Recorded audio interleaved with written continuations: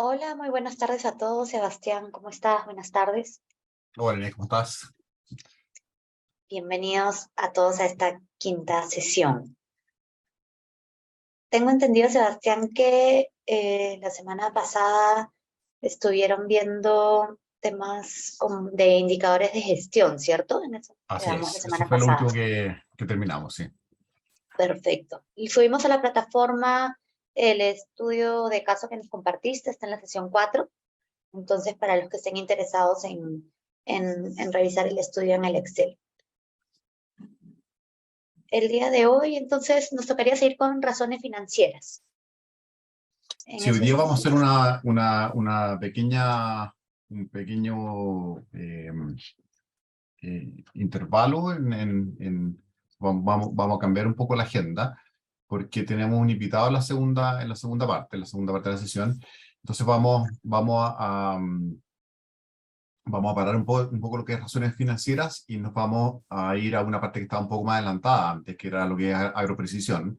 Entonces voy a partir toda la primera clase en agroprecisión y un poco cómo ello influye en el control de la gestión, todo lo que hoy día se está ocupando. Y después vamos a ver un caso real, que es el caso de Sofruco, del arroz Sofruco. Y ahí va a estar con nosotros Hugo Poblete, que es el gerente agrícola del arroz Sofruco, y nos va a contar un poco cómo están ocupando ellos estas tecnologías y cómo las ha ido mejorando la productividad en el huerto en base a ello. ¿Ah? Entonces esa es la idea. Perfecto. Listo, Sebastián. Entonces, cuando gustes, puedes compartir pantalla. Yo voy a estar atenta al chat. Igual si van surgiendo preguntas, te aviso. Ok. No sé si es que estamos viendo ahí. Sí, se ve perfecto. Perfecto. Ok.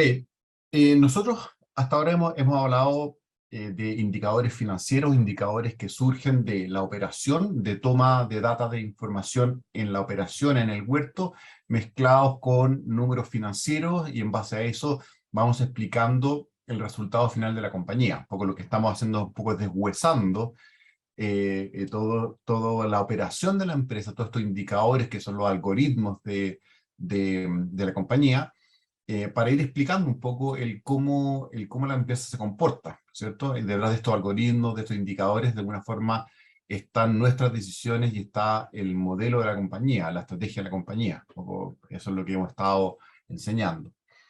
Y hoy día yo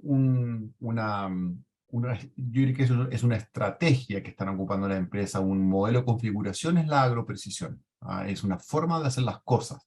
No es solo una forma de medirse, sino que la parte de medición es parte de la agroprecisión, pero también la forma de comportarse y la forma de actuar también es parte de la agroprecisión. O sea, hoy día es básicamente un nuevo modelo de negocios.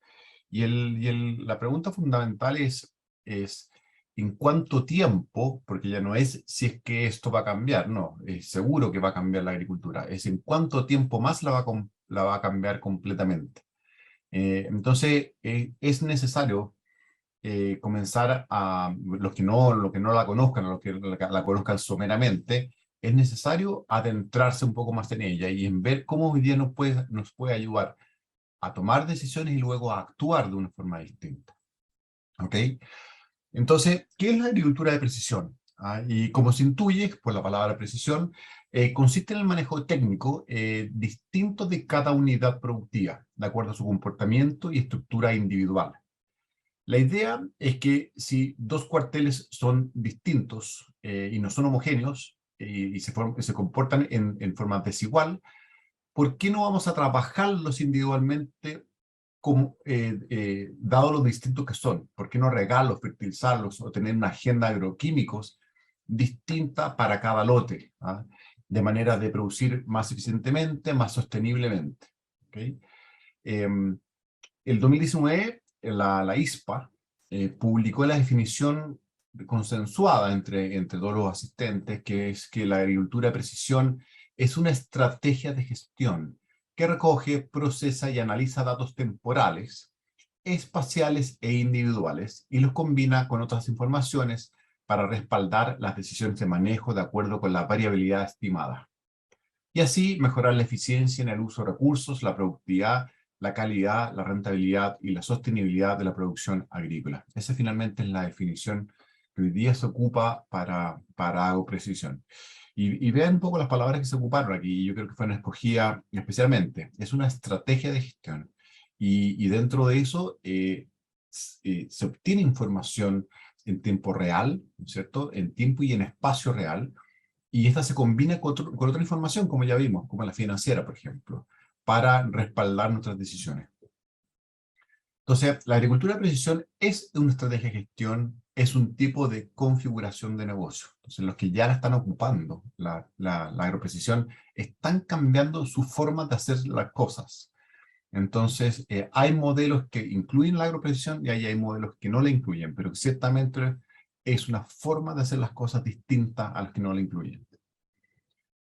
Habíamos hablado de que un sistema de gestión tiene distintos niveles de desarrollo. Entonces, el menos desarrollado es solo ocupar el olfato, como dijimos que están en la base de la pirámide. Y la agricultura de precisión está prácticamente en el último peldaño, un poquito antes de la inteligencia artificial, que obviamente está ligada a la agricultura de precisión. Esto es lo que habíamos visto. Ahora, y en tecnologías de la agricultura de precisión, nosotros diferenciamos dos tipos. Están las tecnologías de captación de información y están las tecnologías de acción. ¿Y cuáles son ellas? Las tecnologías de captación de información son todas aquellas que permiten captar datos de plantas y animales, suelo, clima, maquinaria, empleados y productos agrícolas. O sea, prácticamente de todo lo que opera en el agro. Las tecnologías de captación se caracterizan por tener, primero, un medio de captación de la información, un medio de comunicación o almacenamiento de la información, un medio de transporte o soporte y una fuente de energía. Estos cuatro puntos se tienen que dar en un medio de captación, una tecnología de captación en agroprecisión. Por ejemplo, aquí tenemos algunas tecnologías de captación. Los sensores fijos, ¿no es cierto? Las sondas. Son redes de estaciones instaladas en el huerto con múltiples sensores. Algunos tienen solo uno, por ejemplo, humedad, algunos miden conductividad para ver la fertilización. Pero lo que hacen estas estaciones fijas, ¿no es cierto?, es tener estos sensores y captar distintos parámetros.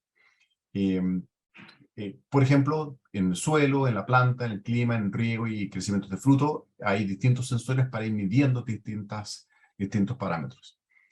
Los sensores de vegetación son sensores ópticos esta vez, es decir, aquí tenemos una estación que está mirando y miden el vigor de los cultivos que observan desde estaciones fijas o vehículos en movimiento, ¿cierto? Y estos sensores ópticos normalmente son de multiespectro o de hiperespectro.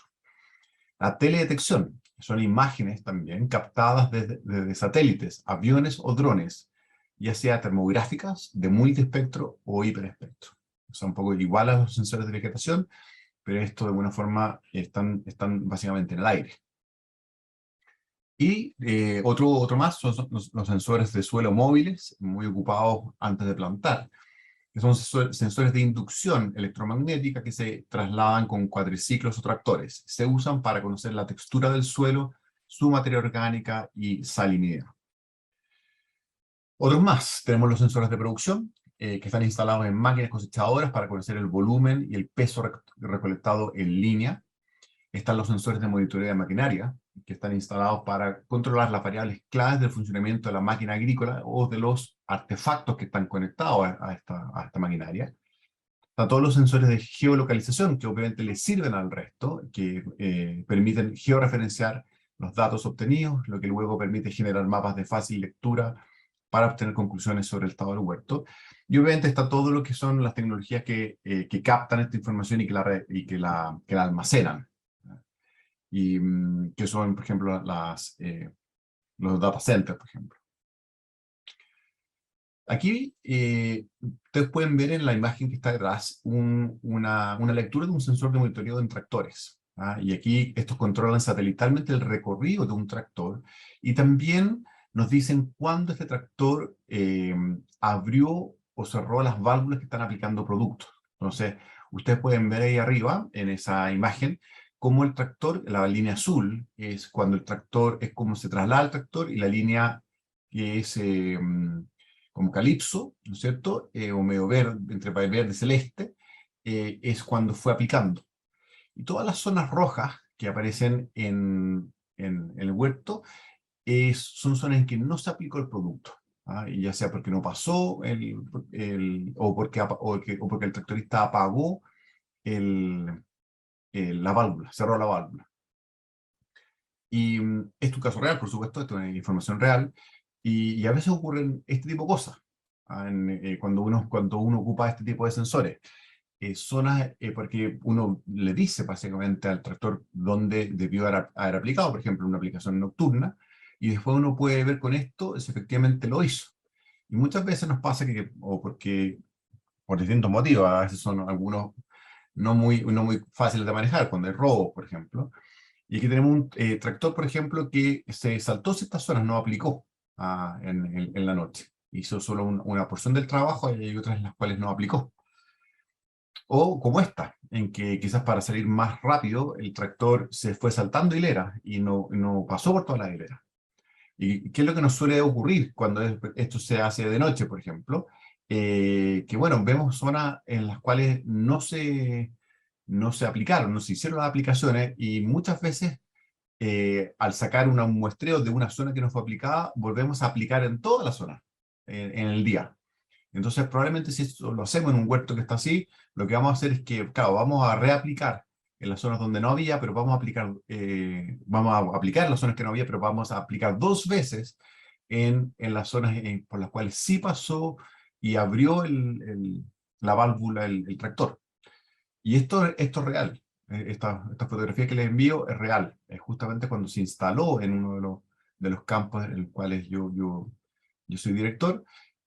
Cuando se instaló esto, nos dimos cuenta que muchas aplicaciones de noche se hacían así de mal. ¿Ah?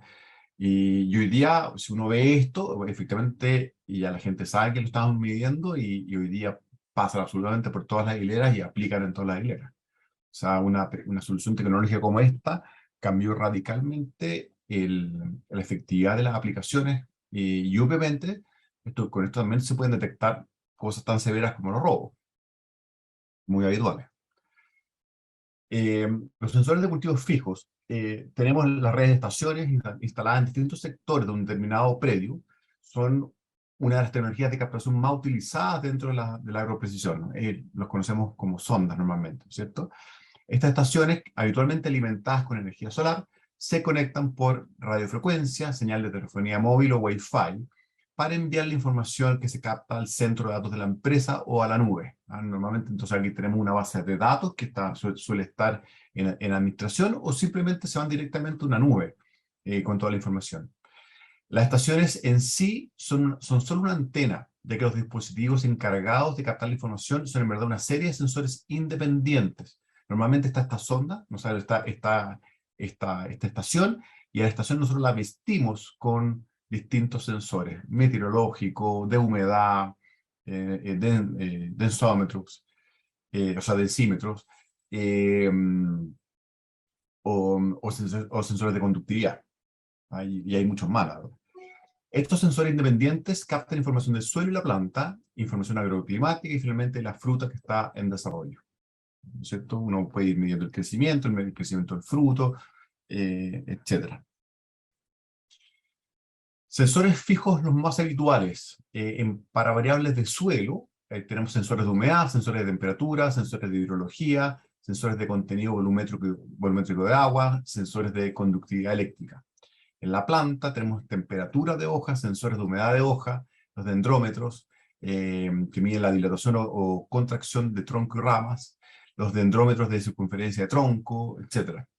En variables agroclimáticas tenemos los sensores de temperatura ambiente, humedad relativa, los pluviómetros, sensores de radiación solar, medidor de evapotranspiración, el anemómetro, para medir velocidad y dirección del viento, y sensores de presión barométrica. Y tenemos también las variables de frutos y vegetales, y tenemos dendrómetros de frutos y vegetales para su crecimiento, ¿cierto? En teledetección, la teledetección consiste en la captura de imágenes o sustancias del huerto, ya sea desde un satélite, un avión o un dron. ¿ah? ¿No es cierto? Lo más ocupado hoy día es satélite, porque además tenemos satélites que pasan algunos incluso 3 veces al día. Y también dron es más común y avión es cada vez menos común porque obviamente es mucho más caro. La captura de imágenes se hace con cámaras termográficas que permiten conocer la temperatura del suelo y las copas de los árboles, y con cámaras de multiespectro o hiperespectro que permiten registrar bandas del espectro electromagnético fuera del alcance de los humanos. Esa es la gran gracia de esto, que estas cámaras ven lo que el hombre no ve. ¿Ah? Entonces nosotros acostumbrados a hacer agricultura ocupando los humanos, esto nos lleva obviamente a una frontera que el humano nunca va a poder llegar, porque ven lo que nosotros no vemos. Las cámaras termográficas, la de multi e hiperespectro, se enfocan primordialmente en medir la salud de la vegetación, registrando información sobre la biomasa fotosintéticamente activa, que eso es lo que más vamos a ver ahora. La relación de carotenoides y clorofila, el contenido de clorofila de la hoja, zonas con estrés hídrico que madura la vegetación, etc. La teledetección satelital, la agricultura a presión funciona con una serie de satélites que están constantemente orbitando la Tierra y que varían en sus prestaciones en cuanto a la frecuencia de captación de imágenes, la resolución, que obviamente está mejorando muchísimo, las bandas de espectro que tienen disponible y los indicadores, aquí me falta poner, y también los indicadores que te entregan. ¿Ah? Porque hoy día, en base a unir uno más bandas de espectro, podemos obviamente hacer indicadores. El costo de las imágenes, puesto que también hay satélites públicos y privados. Algunos de los satélites, porque hay mucho más que esto, pero algunos de los satélites más utilizados en agroprecisión son estos 7 que tengo ahí. El Landsat 8, el Sentinel-2, el COMSAT 2 y 3, GeoEye, Iconos, QuickBird. Ahí tenemos como 8 satélites. Ahí hay algunos de los satélites más ocupados, uno de estos son bastante antiguos, ¿ya? Hay que pensar que mucha de esta tecnología es de los años 70, ¿no? Entonces, obviamente, hay uno de estos muy antiguos. Pero estos son satélites gratuitos que están pasando constantemente por todo el mundo. Y un poco cómo funciona esto, para saber un poco cómo funciona lo que es las cámaras de espectro, hay que entender un poco cómo vemos. ¿Ah? Entonces, para eso hay que entender qué es el espectro electromagnético. Y que un poco decir que la luz o la radiación solar se desplaza a diferentes longitudes de onda, así como el sonido, etc. Hay distintas longitudes de onda, que se comportan de manera diferente dependiendo de la superficie que contactan. El color que percibimos de un objeto es el rayo de luz que rechaza, ¿no es cierto? Nosotros percibimos una vez que la luz toca un objeto y ahí tenemos un reflejo, ese reflejo es el que nosotros vemos. El ojo humano solo es capaz de responder a una parte muy pequeña del espectro electromagnético, conocida como región visible. Si ustedes ven ahí en el esquema, esa parte chiquitita es lo que vemos. Todo lo otro nosotros no lo vemos. ¿Ya? La región visible oscila entre 400 y 700 nanómetros y está compuesta de luz roja, verde y azul, que es lo que conocemos como RGB, ¿no sé? Red, Green and Blue. Y ahí un poco ustedes ven, solo esa pequeña parte es lo que nosotros vemos. Todo el resto nosotros no lo vemos, pero efectivamente existe. O sea, es luz, pero que nosotros no somos capaces de verlo. Son reflejos que nosotros no somos capaces de verla. Es decir, el mundo está constantemente proveyendo de imágenes que nosotros no somos capaces de ver. Entonces, ¿cómo vemos los colores? Bueno, y aquí vemos que efectivamente, dependiendo de cómo se refleja la luz, es el color que vemos. ¿Ah? Entonces, el color rojo es cuando la luz blanca entra y cierto color se refleja, y ese color nosotros lo llamamos rojo, ¿ah? Como está abajo. Cuando no hay reflejo de luz, entendemos que es superficie negra. Entonces, básicamente, dependiendo del reflejo, es el color que nosotros percibimos, ¿cierto? Y aquí un poco empieza a tomar importancia lo que es las cámaras de espectro. A nivel de vegetación, por ejemplo, cuando existe abundancia de clorofila y actividad fotosintética adecuada, nuestros ojos perciben un verde de leve menor intensidad que cuando la vegetación está estresada. ¿Ah? ¿No es cierto? Entonces, nosotros ahí vemos abajo, en el esquema, nosotros vemos que, claro, entre cada verde de una vegetación muerta, estresada o vegetación sana, para nosotros hay una diferencia de verde que realmente puede ser súper leve para nuestros ojos. Pero en cambio, para la banda infrarroja cercana, que se llama NIR, y ustedes ven en la vegetación sana, si ven que los parámetros de blue, green and red no están tan distintos, ¿no es cierto?, entre una vegetación estresada y una vegetación sana. Pero en el caso del NIR, de la onda NIR, ¿no es cierto?, de la banda infrarroja cercana, ahí sí tenemos una gran diferencia. Entonces, si nosotros pudiésemos ver con nuestros ojos esa banda, detectaríamos con mucho más facilidad cuando tenemos vegetación sana versus una vegetación estresada, ¿cierto? Entonces, la diferencia entre la longitud de onda de una planta sana y una estresada es enorme para el NIR, por lo que ser capaces de ver esa diferencia, podríamos discriminar de mucho mejor forma los sectores de buen vigor de aquellos de mal vigor. Entonces, el infrarrojo cercano, el NIR, es la región de longitud de onda más corta del espectro infrarrojo, ahí, situada entre la luz visible y el infrarrojo medio, aproximadamente entre 760 y 1040 nanómetros, más o menos ahí se mueve. ¿Ah? Entonces, aquí vemos, aquí tenemos todos los, o sea, bueno, o por lo menos las bandas, los nombres de las bandas más conocidas, y vemos que ahí entre el azul y el rojo es donde vemos nosotros, ¿cierto? Entre 450 y 670 nanómetros más o menos. ¿Ah? Y ahí tenemos aquellas luces o bandas que son más cercanas o que están cerca de esta zona que nosotros vemos, y que ocupamos muchas de ellas para discriminar, por ejemplo, la vegetación. Las cámaras de multiespectro y las de hiperespectro, que las de hiperespectro son de más de 20 bandas, ¿cierto? Captan distintas bandas con diferentes longitudes de onda. Cada una de estas bandas es parte de determinados indicadores de la agricultura de precisión, los que tienen por objetivo general monitorear la salud de la vegetación en el huerto. El NDVI es un índice, el índice más ocupado, es el índice de vegetación de diferencia normalizada. Es el indicador de agroprecisión más antiguo utilizado para medir de agroprecisión, es más antiguo utilizado para medir el vigor vegetal, desde los años 70 más o menos se ocupa. En sí es un indicador simple de biomasa fotosintéticamente activa. Visualmente, mientras más verde es la imagen, mayor es el vigor en esa zona. El NDVI se calcula con la fórmula de la derecha, esta que aparece ahí, NIR menos red, partido por NIR más red, ¿cierto? Donde tanto las bandas NIR, que es el luz de infrarrojo cercano, como aquí les voy a mostrar, que es este, ¿cierto? Este NIR, esa es la banda que ocupa. Como el red, que es este que está acá, luz roja visible, que es algo que sí vemos nosotros, pueden tomar un valor entre 1 y 0. Por lo que el indicador NDVI puede ir entre 1 y menos 1. O sea, si NIR es igual a 0 y el red es igual a 1, entonces ahí toma un valor de menos 1. Al revés, si el red es igual a 0, ese indicador toma un valor de 1. ¿Okay? Y un poco, ¿qué es lo que nos va diciendo este indicador? ¿Cómo se interpreta? Si es que está entre menos 1 y 0, se asume que la planta ya está muerta o es un objeto inanimado. ¿Ah? Y en la medida que va creciendo ese indicador y se va acercando a 1, tenemos una planta cada vez más saludable. ¿Ah? Se ocupa también para otras cosas, vamos a ir a ver un poco más allá. Acá tenemos una imagen, por ejemplo, de un NDVI, y obviamente las partes verdes son de mayor vigor y las partes rojas de menos.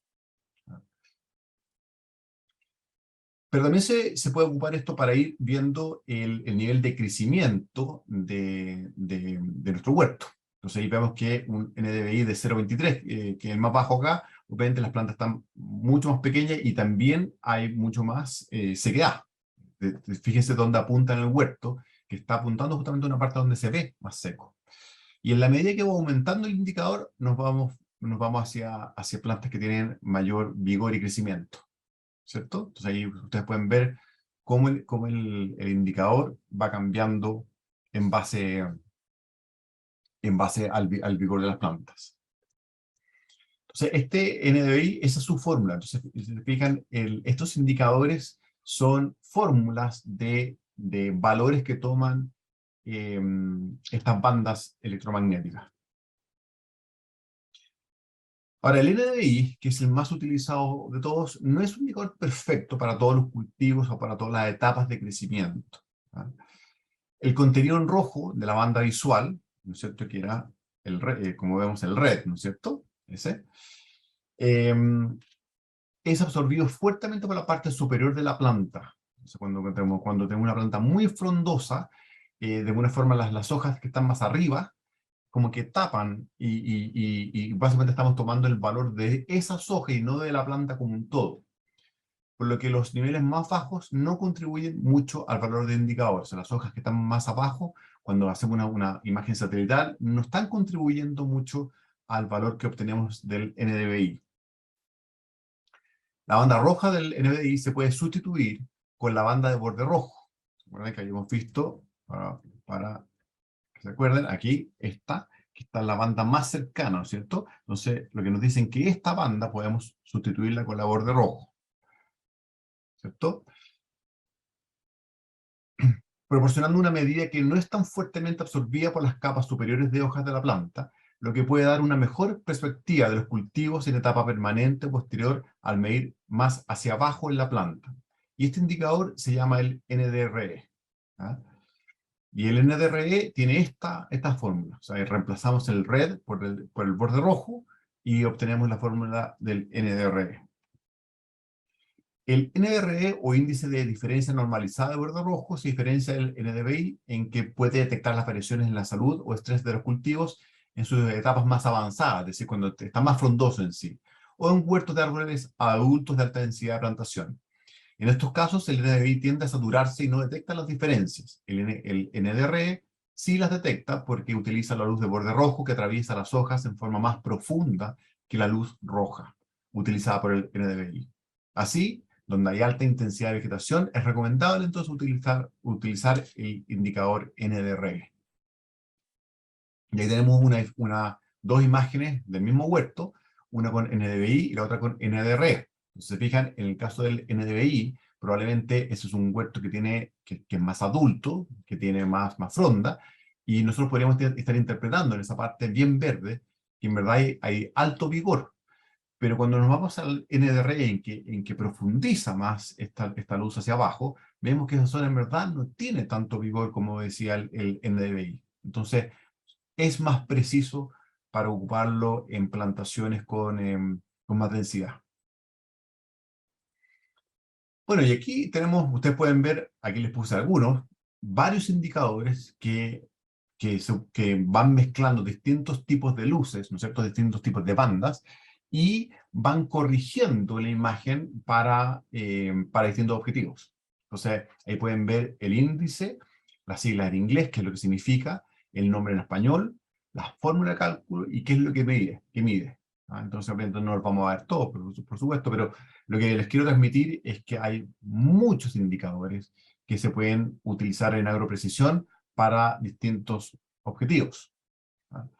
Aquí, por ejemplo, tenemos el indicador EBI, que esto es cuando tenemos excesiva fronda, y se ocupa mucho en países tropicales.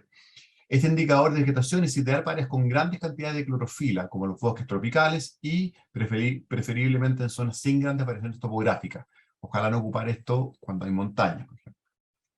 El indicador GSI, este índice de vegetación, es útil para monitorear el impacto de la estacionalidad, el estrés ambiental o también la aplicación de los pesticidas en su efecto sobre la salud de las plantas. Este es como el índice de clorofila, conocido como índice de clorofila. Entonces, aquí podemos toparnos con múltiples tipos de imágenes y múltiples tipos de uso y múltiples tipos de indicadores. Y aquí, entonces les muestro otros indicadores adicionales. Y aquí, nuevamente, podemos seguir construyendo más y más indicadores. Hay muchos que se ocupan. Y todas las tecnologías nuevas, multiespectro, están ocupando todos estos indicadores para ir sacando conclusiones. ¿Cuáles son las tecnologías de acción? Son todos aquellos equipos y dispositivos que me permiten actuar en forma diferencial de acuerdo a la información entregada por las tecnologías de captación, ¿cierto? Entonces ahora una cosa es lo que medíamos, otro es lo que nosotros hacemos con ello. Ejemplos de este tipo de tecnologías son los robots de cosecha, los robots de extracción de malezas, los equipos para autoguiado de tractores, los drones de aplicación de plaguicida, etc. Por ejemplo, este es uno bien antiguo, aquí tenemos un robot para extracción de maleza, ¿no es cierto? Que se ocupa muchas veces en flora o en hortaliza. El RIPA, que es el ejemplo, es un robot que funciona 24 horas al día, gracias a que se alimenta de energía por paneles solares, como están ahí arriba. No solo extrae las malezas que van saliendo de los cultivos, sino también hace muestreo de suelo, hace reconstrucciones 3D, ¿ah? Y también fertiliza planta a planta. Entonces se ocupa para este tipo de cultivos. Ese es un ejemplo. El Saga, este es un robot de Saga Robotics. Y este es el primer robot que cosecha frutillas, ¿ah? O el primero que se hizo, yo creo que hay más de uno. El que también destruye los hongos mediante luz ultravioleta. Entonces, este es otro tipo de tecnología de acción, ¿ah?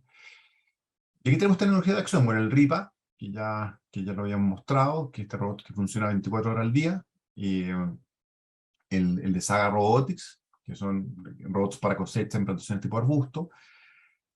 También hoy día tenemos robots de cosecha de árboles grandes. Por ejemplo, en el año 2019, Abundant Robotics lanzó el primer robot para cosecha de manzana en Nueva Zelanda.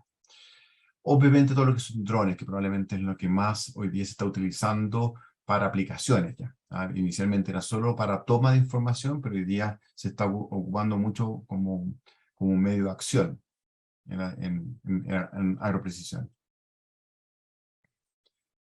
Otro ejemplo, tenemos el Fendt. Este es un robot de Fendt que se llama Saber. Y estos robots, que se están haciendo muchos de este tipo, trabajan en enjambre, es decir, no trabaja uno solo. Uno cuando ve estos robots ve 7 u 8 que van trabajando en un huerto y hacen múltiples trabajos. Por ejemplo, en este caso es intervención humana, por ejemplo, labranza, siembra, fertilización, aplicación de pesticidas y cosecha. Obviamente aquí vamos viendo distintos robots que unos están solo en etapa de desarrollo y hay otros que están en etapa ya productiva. Entonces, tenemos hoy día en el mercado robots que están en distintas etapas, ¿ah? Y algunos, por supuesto, que han fracasado, muchos de ellos. Este otro robot español, que se llama VineScout, que lo que hace es estar monitoreando constantemente las vides en su estrés hídrico y en su vigor. Y la gracia es que no necesita navegación satelital. Utiliza sensores para moverse autónomamente dentro del huerto. Y este, por ejemplo, ya está casi en etapa productiva, ¿ah? Ya lleva años de desarrollo y ya está casi listo ya para pasar a etapa de producción. Entonces, también vamos viendo que tenemos robots que ya están más cerca un poco de nosotros, ¿ah? Hay otras tecnologías, el Swagbot, que también ya están funcionando, que observa el ganado mediante cámaras, de aquí también ve justamente esos sensores de calor, y puede reconocer si algún animal está enfermo midiendo la temperatura de cada animal, ¿ah? Y también este robot se ocupa para pastorear, o sea, para ir moviendo a los animales. Bueno, el Saber, que ya lo habíamos visto, el Lady Bird, que fue uno de los primeros, cuenta con sensores fácilmente de monitoreo, de cultivos. Se cuenta con una serie de sensores para determinar la salud de los cultivos y el suelo, la existencia de maleza y el estado de los vegetales. Es capaz de generar imágenes 3D. La mayoría de estos siempre están grabando, siempre están viendo y ya la mayoría tiene montados cámaras de espectro. Los robots para cosechar lechuga, ¿sí? Para eso ya también hay robots hoy día disponibles, ¿ah? Y uno de ellos es el de Blue River, disculpe, que es el de TouchBot. Un robot para cosecha automática de lechugas que las extrae sin dañarlas. Y bueno, en base a todo esto, uno se pregunta, bueno, ¿cuál es la frontera de la agroprecisión? O sea, ¿hasta dónde puede llegar? ¿Ah? Y lo que hemos visto hasta ahora es un avance, bueno, exponencial en todas estas tecnologías de captación y de acción, especialmente en los últimos 10 años, probablemente, especialmente en los últimos 5 años, y probablemente lo que vamos a ver es que esto va a ir avanzando cada vez más rápido. Hoy día la agricultura es la segunda industria en el mundo que más adquiere robots, y están naciendo decenas de startups anualmente con nuevas soluciones para el agro. El desarrollo tanto de las tecnologías de captación como las de acción es algo que seguirá desarrollándose a tasas exponenciales. Sin embargo, es en la información donde veremos los grandes nuevos avances. Todavía la agricultura no está registrando, ni menos relacionando, los eventos de varios enjambres de huertos, ni las acciones que en ellos se tomaron ante eventos climáticos similares, por ejemplo. Cuando esta información se registre, o sea, cuando nosotros podamos medir constantemente lo que sucede en nuestro huerto, lo que hacemos, ¿no es cierto?, ante eventos climáticos similares, de manera que podamos ir aprendiendo, y esa información se comparta, y luego trabajemos con inteligencia artificial con ella, probablemente vamos a generar predicción, y probablemente vamos a entrar en una curva de aprendizaje que sin parangón para la agricultura en su historia. Lo que hay que pensar es que la agroprecisión o todas estas tecnologías ven en forma constante, en forma censal y no como muestra, lo que nosotros no vemos. Entonces, la cantidad de información es millones de veces más de lo que tenemos hoy día, no miles, millones de veces más de lo que tenemos hoy día, en forma constante todo el día. Entonces, obviamente, nos puede preparar mucho mejor. A la medida que esto siga desarrollándose, simplemente no vamos a poder hacer las cosas tal como lo hacemos hoy día. Es así de simple. Bueno, eso es lo que tenía para ustedes en Agroprecisión. Nosotros tenemos a las 7 la, la charla con Hugo, pero entonces quiero aprovechar, dado que tenemos un rato más, voy a aprovechar de terminar lo que vimos en la clase pasada, que nos faltaron como 10 slides. Entonces, Sí. Sebastián, hay una pregunta en el chat. claro, sí. ¿Conoces alguna tecnología que permita realizar estimación de producción en frutos secos o frescos? Sí, a ver, estimaciones se está trabajando harto. De hecho, hay una empresa colombiana que se llama Space AG, que trabajó con Hortifruit para hacer todo lo que es arándano y con bastante éxito, tengo entendido. Yo lo he contactado, de hecho, a ellos también para ver posibilidades de hacer desarrollos para otros frutales. Tengo entendido que ellos están también haciéndolo para cítricos hoy día y un par de especies más. Obviamente se lo pudieron hacer para arándanos, me imagino que también lo pueden hacer para otras especies. Y tengo entendido que hay un par de empresas más también que lo están haciendo. A los que más conozco son a ellos, a esta empresa colombiana. Pero tengo entendido que hay más. Hoy día hay buenas tecnologías para hacerlo. Space AG, exactamente esa. Exactamente. Sí. Tengo entendido que ellos partieron con, no sé si fue la primera Hortifruit, pero al menos con Hortifruit hicieron un desarrollo fuerte. Sí. Yo creo que ahí también hay un avance enorme que se puede llegar a tener. Porque efectivamente el conteo de fruto es algo, en la estimación es algo que se falla mucho en agricultura. Deme un segundo para irnos porque en la clase pasada quedamos un poco atrasados, que fue la 4. Y esta fue esta. No sé si que lo están viendo. Ahorita ¿Ven? vemos la pantalla del PowerPoint. Ahí. ¿Sí? Está. No, veo el PowerPoint. Me parece que tienes que dejar de volver y... A ver, dame un segundo. Voy a compartirlo entonces.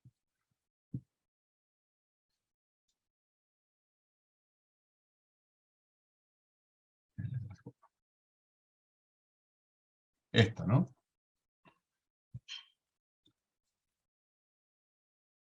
Ya nosotros justamente lo que habíamos visto es acá.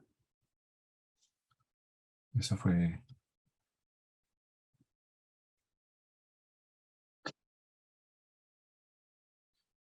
Que básicamente, a ver, nosotros habíamos visto que esto es bien importante, volviendo atrás, que nosotros podemos ir descomponiendo los indicadores, ¿no es cierto? En subindicadores. Muchas veces nos quedamos con el indicador resultado, que es lo que llamamos, por ejemplo, cuánto gastamos por hectárea en alguna determinada labor. Pero la idea es que nosotros seamos capaces de ir descomponiendo esos indicadores en indicadores causales, como lo llamamos, es decir, indicadores que nos van explicando el por qué llegamos a un indicador resultado. Entonces, aquí habíamos mostrado el caso de la poda, como los $245 por hectárea que nos gastábamos acá, lo vamos a descomponer en un indicador de precio, ¿no es cierto? En un indicador que es cuánto pagamos por planta, en un indicador de eficiencia, de cuántas plantas hago por jornada hombre, y en un indicador de dotación, que es cuántas jornadas ocupo por hectárea. Entonces habíamos visto esto. Nosotros que en la multiplicación de estos tres indicadores, finalmente llegamos al valor de $245 por hectárea, pero son tres indicadores distintos. Y que de alguna forma al desglosarlo, nosotros podemos ir viendo dónde tenemos falencias. ¿Ah? Por ejemplo, si estamos pagando demasiado caro por planta, por ejemplo, si que la velocidad de nuestra jornada hombre es muy baja, ¿ah? Cuántas plantas hacen por jornada hombre, o si que tenemos demasiados pocos jornaleros por hectárea y luego eso no nos permite hacer un buen trabajo. Entonces, estos tres indicadores que nos explican finalmente el resultado final o el indicador de resultado final, nos dan una mejor explicación. Pero ahí le puse unos warnings, ¿no es cierto?, en negro, ¿ah? Que el indicador de eficiencia, por ejemplo, nos indica si esas plantas que hicimos por jornada estaban todas bien podadas, ¿no es cierto? O, por ejemplo, si las jornadas hombre o que utilizamos por hectárea fueran todas jornadas trabajadas, realmente trabajadas o efectivamente trabajadas. Y ahí yo les decía que, claro, ahí podemos descomponiendo de alguna forma estos indicadores, agregándole variables, que es exactamente lo mismo, finalmente llegamos exactamente a lo mismo en número, podemos hacerlos más ricos estos indicadores. Entonces aquí, por ejemplo, agregamos las plantas bien podadas y las plantas mal podadas, las diferenciamos. El total de plantas las dividimos en dos. Y en la jornada hombre, lo que hicimos fue tomar la jornada hombre efectivamente trabajadas y las jornadas hombres que no fueron trabajadas. O sea, ahí pudo haber tenido a la gente en tiempo, pero no que ese tiempo haya sido trabajado. Y de aquí podemos ver que este indicador se hace más rico, ¿cierto? En la parte de plantas OK, que es las plantas que están bien podadas, ese indicador por jornada hombre es un indicador de eficiencia mejor que el anterior que tenía. Y el indicador de plantas mal podadas es un indicador de grasa, ¿cierto? Porque obviamente yo estoy pagándole a la gente por algo que se hizo mal. Entonces claramente es un indicador de grasa.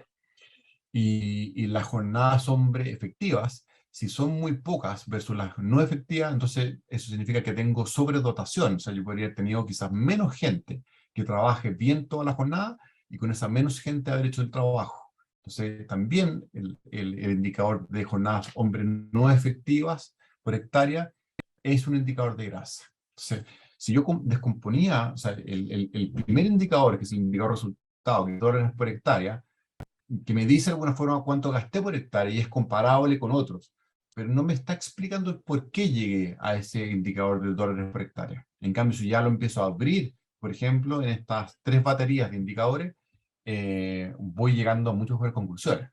Entonces, y esa es un poco la idea.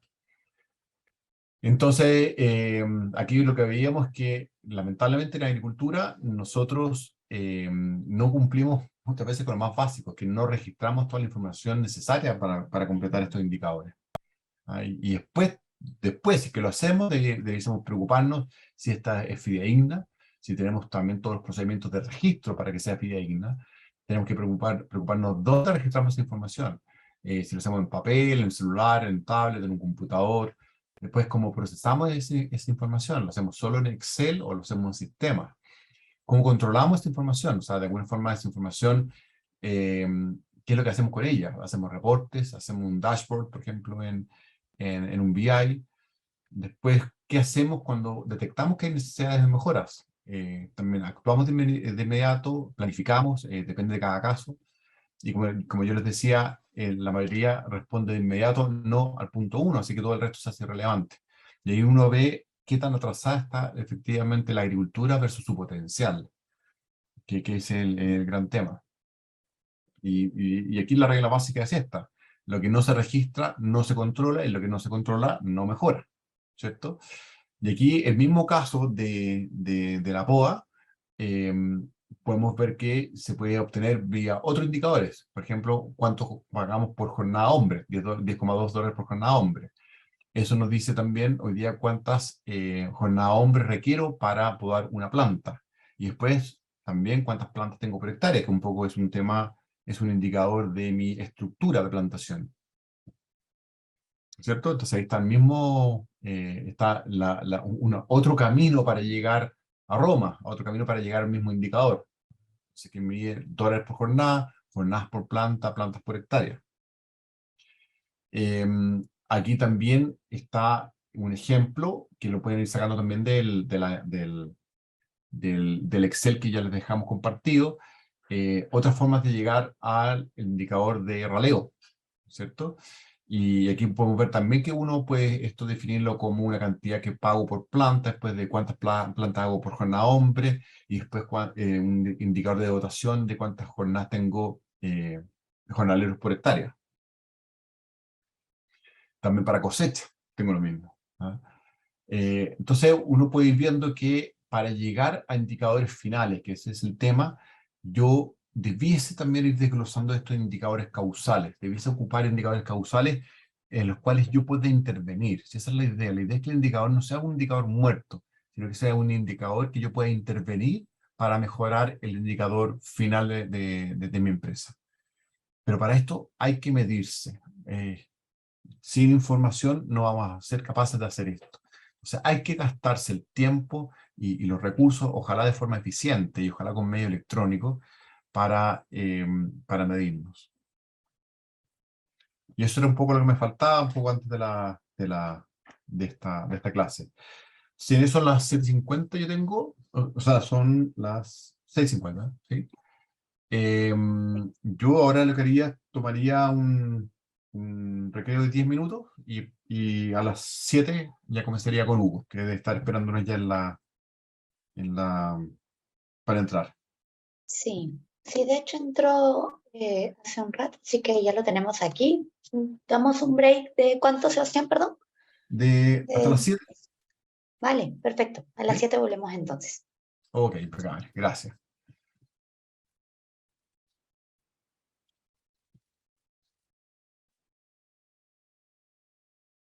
Buenas tardes, ya estamos de vuelta. Listo, Sebastián. Entonces, Hola Inés. Me gustaría presentar no sé si que tú ya estás preparado como para dejar a Hugo. sí, Hugo está aquí. Él ya le admití para que pueda eh, iniciar audio y video. Ah, está, perfecto. Ahí estamos. Espérame que tengo un micrófono por aquí. Qué silencio. Vale, perfecto. Bueno, Aquí estamos me con gustaría Hugo. presentar a Hugo. Yo a Hugo lo conozco hace muchos, muchos años. No sé, ¿cuántos son? Son como 15 años por lo menos, ¿no? Más Más o o menos, menos. Sí. más o menos. Hugo hoy día es gerente agrícola de la Rosa Fruco. De hecho, su último periodo al menos lo inicié yo. Buen tiempo atrás. Y hoy día Hugo maneja múltiples especies, por lo menos y en 2.200 hectáreas más o menos. 2200, sí. 2.200 hectáreas. Y efectivamente debe ser uno de los campos con más variedad de especies que hay y muy bien trabajada. Y Hugo, igual que yo, es bien apasionado por este tema y de hecho parte de esta charla la hizo en el Congreso de Chile Pruns en la semana pasada. Y encontré entonces muy interesante que él nos pudiera contar más sobre este tema, porque además Hugo tiene un magíster en esto. Entonces, creo que el tema de agroprecisión lo maneja muy bien. Bueno, y Hugo nos va a contar mucho más sobre el tema y su experiencia en esto. Así que te doy el pase, don Hugo. Ya, pues. Oye, Sebastián, muchas gracias por la invitación. ¿Se escucha bien? Sí, se Perfecto. escucha Sí. perfecto. Gracias por la invitación. Es súper entretenido y agradable poder compartir algunas de las cosas que nosotros hacemos aquí en La Rosa. Como decía Sebastián, La Rosa tiene 2200 hectáreas plantadas hoy día.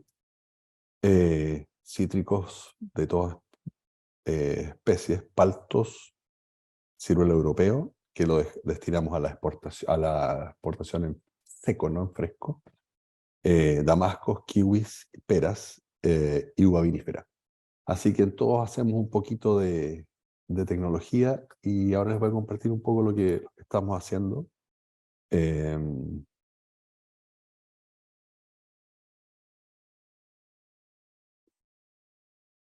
eh,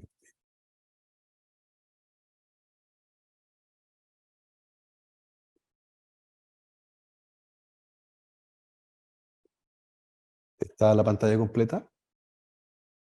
Sí, la vemos perfecto. Ahí sí. Vamos a estirar un poquito ahí. Ya.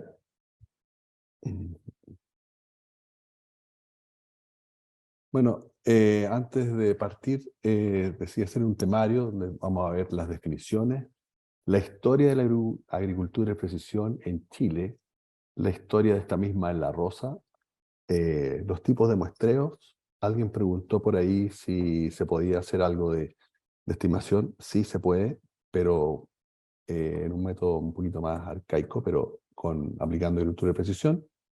Y ejemplo de aplicaciones, creo que a usted le interesa bastante, y después algunas consideraciones finales.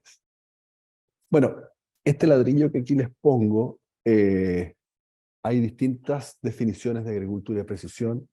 Sebastián hizo uno muy bueno, así que creo que, déjeme tratar de checar un poco esta cuestión. Eh, pero para nosotros, agricultura de precisión es esto: un buen manejo agronómico con información oportuna y de calidad. Porque finalmente esto es un negocio. Entonces el negocio se basa en el resultado final, ¿no es cierto? Nosotros queremos tener utilidades o rentabilidad de nuestra inversión, que Sebastián se lo ha explicado muy bien. Pero ¿cómo lo logramos? Teniendo buena información para poder tomar las decisiones en el momento que se requieran, ¿sí? Y así poder contratar a la gente para hacer los raleos, o la gente para hacer las cosechas, o hacer algunas mejoras de suelo, ¿cierto?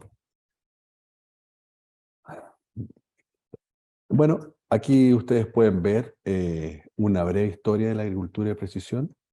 En 1997 partieron los primeros estudios de variabilidad espacial. Esto es en Chile, ¿ah? En el año 99 se instalan los primeros monitores de rendimiento. Después parten las primeras empresas especializadas en agricultura de precisión. Y ahí parte toda la viticultura de precisión, donde era tal vez más fácil incorporar esta tecnología. Y llegó la rastra esta electromagnética, algunas venía Ricardo Rodríguez y sacaba unas fotos en avión, y así empezó a crecer. Nombro a Ricardo porque él ha sido un gran impulsor de esta cosa. Luego aparecen los sensores de humedad de suelo, las redes de sensores, después parten los UAV, y hoy día estamos con los emisores de rayos gamma, que son, los vamos a ver en un ratito más, que ya parten en el año 2019.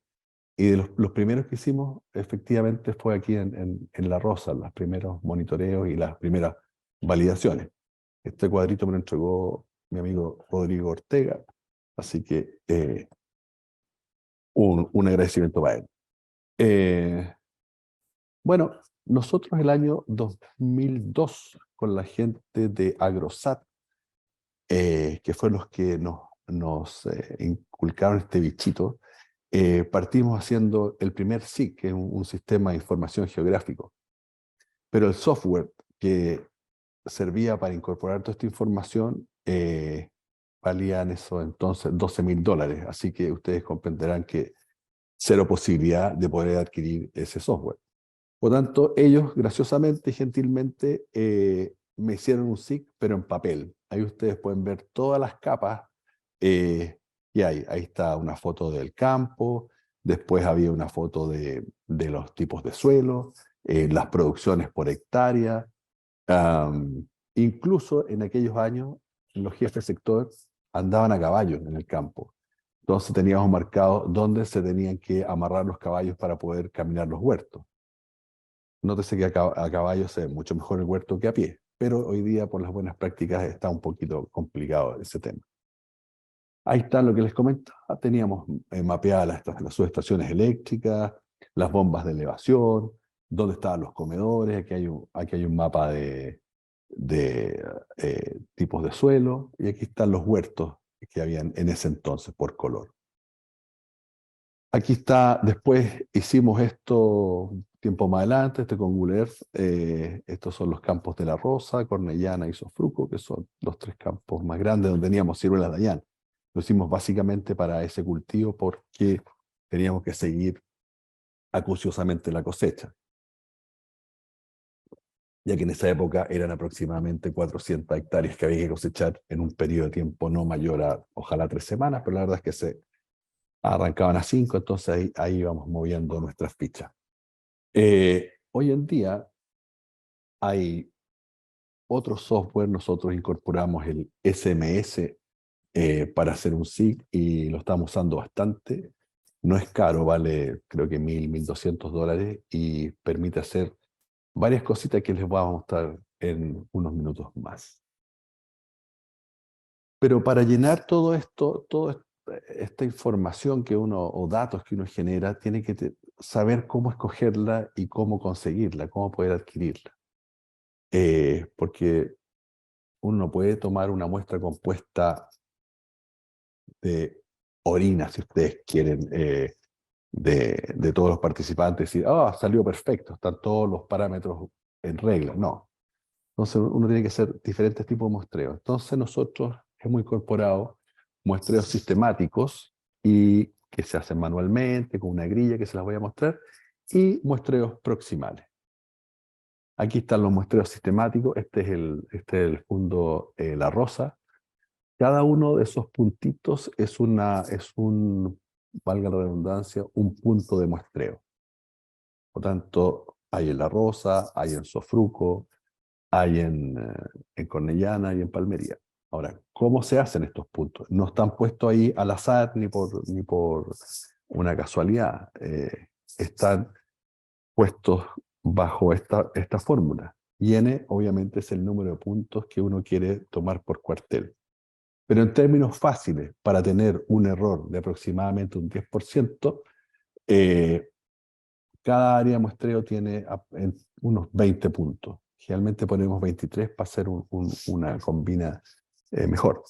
Entonces, ese es el número de muestras, ¿cierto? Esa es la varianza que uno puede tener de la historia, una distribución de tabla y el error teórico máximo que uno quiere tener. Vale decir, si uno quiere tener un error teórico menor, tiene que aumentar, obviamente, el número de muestras. ¿Cierto? Aquí hay unos ejemplos de grilla. La de la izquierda es una grilla que hicimos para medir compactación en kiwis, y las otras grillas son para muestreo de producción para hacer conteos de paltos aquí en La Rosa. Por ejemplo, nosotros hicimos una grilla y ustedes, pues, aquí hay un ejemplo muy práctico de compactación. Con la grilla que veíamos acá, ¿cierto? Nosotros tomamos 72 puntos en ese cuartel de 18 hectáreas. Tenemos un penetrómetro, que es un instrumento que nos permite medir la compactación en cada uno de esos puntos. Y ahí tienen unas letritas que dicen que las raíces no pueden penetrar en un suelo que tiene más de 2 megapascales y con cierto problema con 1 megapascal o 1000 kilopascal, ¿cierto? Entonces aquí medimos cómo estaba el camellón, cómo estaba el centro de la hilera, cómo estaba la huella 1 del tractor y cómo estaba la huella 2. Entonces ustedes se fijan que la compactación es transversal, o sea, se compacta el camellón, se compacta el centro en menor medida porque ahí no hay tránsito, está por donde transita el tractor, por las huellas, y una huella 1 y la huella 2. Entonces, nosotros ya tenemos datos transformados en información. Nosotros ya sabemos que este cuartel tiene zonas altamente compactadas y hay que ir a atacarlo, porque uno dice, sí, está compactado. Sí, pero ¿qué tan compactado está? No lo sé. Y te entregan una planilla en Excel lleno de números. No lo entiende nadie. Mientras que si uno, todos esos números, los vierte en un dibujo como esto, porque cada puntito está georreferenciado, hay una marca y luego se hace una interpolación inversa, nos permite construir estos mapas temáticos. Entonces, bueno, teníamos una compactación y queríamos saber, luego hacer un tratamiento, qué pasaba con el índice, ¿no es cierto? Cuántos megapascales o cuánto estaba la dureza del suelo. Así que hicimos unas enmiendas químicas, aplicamos yeso, aplicamos algo de microorganismo y materia orgánica, y aquí al cabo de 2 años este fue el resultado, que en las zonas verdes ya hay menos de el número que nosotros queremos, que es un megapascal medido en esos puntos. Y seguimos avanzando y después les puedo mostrar otros valores. Pero en los huertos de ciruelo también se produce compactación. Piensen que las máquinas que cosechan ciruelas pesan 3 toneladas, más la fruta. Y unas tienen 3 rueditas. Y todo el peso lo cargan en esas rueditas. Entonces medimos compactación en los primeros 30 centímetros, entre los 30 y los 60, y un promedio. Y ahí están los datos. Pero, ¿qué hacemos con esos datos? Tan bonito, a lo mejor los podemos colgar de cuadro, pero no es el objetivo. Queremos tomar acciones y comparar. Y nos dimos cuenta que en las zonas compactadas la fruta pesaba menos. Entonces ahí podemos decir, o pueden decirle a sus jefes, o a ustedes mismos, decir, oye, tengo que ir y hacer tomar una acción para poder solucionar esto y no tener frutos de 17 a 20 gramos, como es las zonas rojas, y tener frutos de 28 a 33 gramos, como son las zonas verdes. Entonces vamos ahí y hacemos algunos trabajos.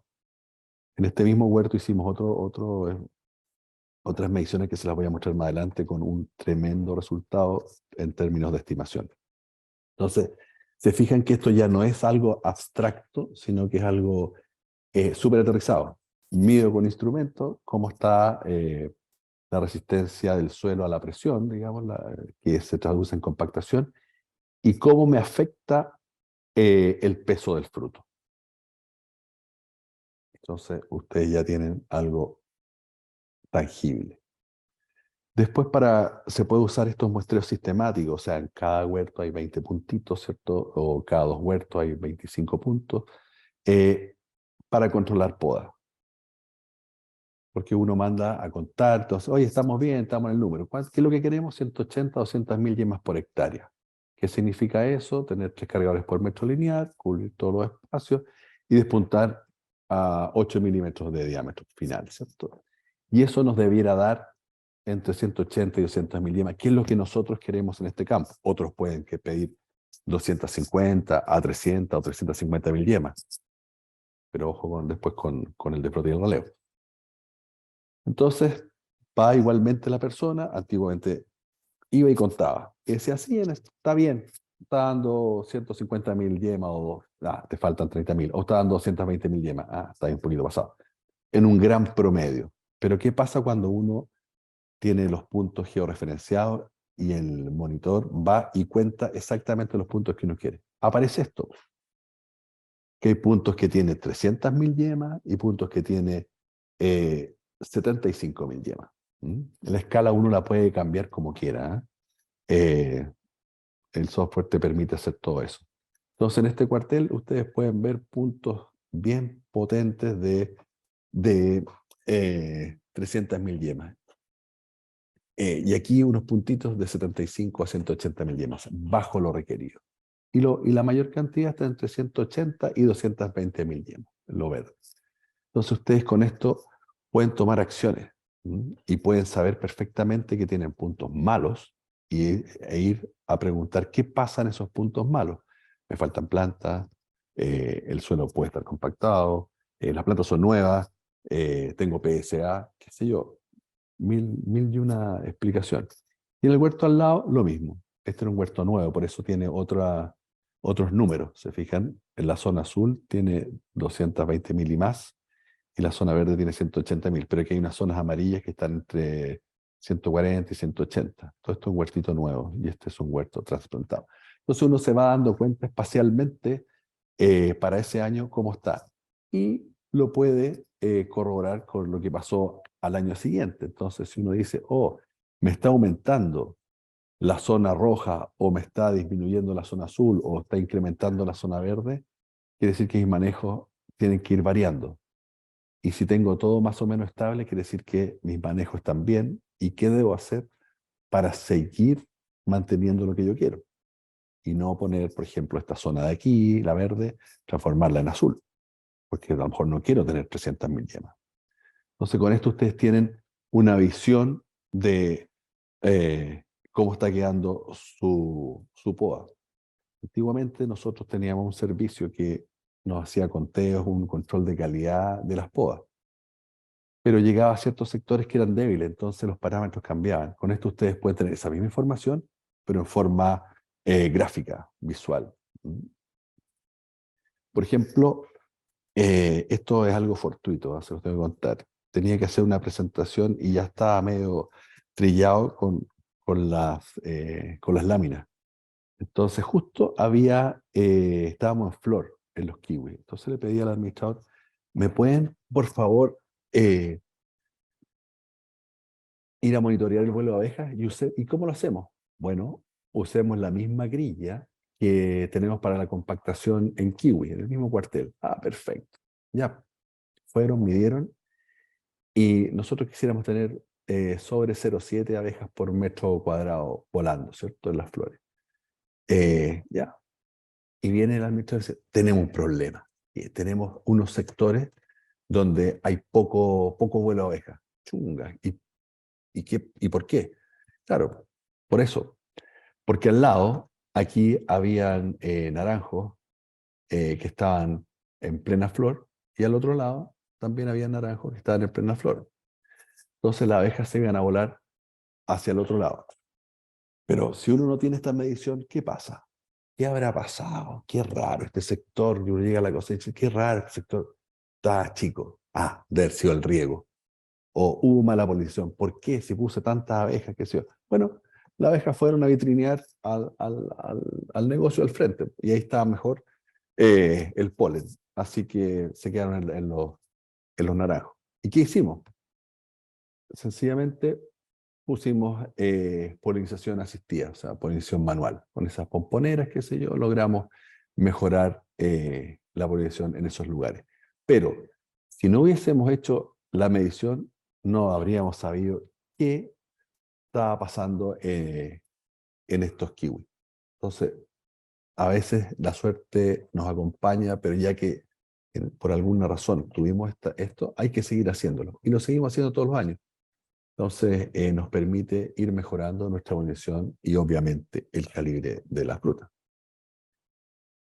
¿Qué más se puede hacer en el muestreo sistemático? El muestreo sistemático se puede hacer para hacer muestreo de suelo. Porque, oye, necesito hacer una muestra de suelo. Ya, perfecto. Hazme una muestra compuesta. Entonces toman un punto y 20 submuestras cercanas al punto y tienen un valor. Y esa es una máxima. Pero fíjese en este cuartel. Si yo tomo un punto aquí, puedo decir que tengo este nivel aceptable de más del 4% de materia orgánica. Y si lo tomo acá, tengo menos de un 1% de materia orgánica. Entonces, ¿dónde tomo la muestra? ¿Qué es lo que es verdad y qué es lo que es mentira? ¿La tomo en la orilla o la tomo al centro? Chuga, no sé. Bueno, entonces hicimos una calicata cada 50 metros y ahí tenemos el resultado. Esta fue cada 1 hectárea, parece. Y ahí tenemos, todos estos datos están interpolados y ahí tenemos el resultado.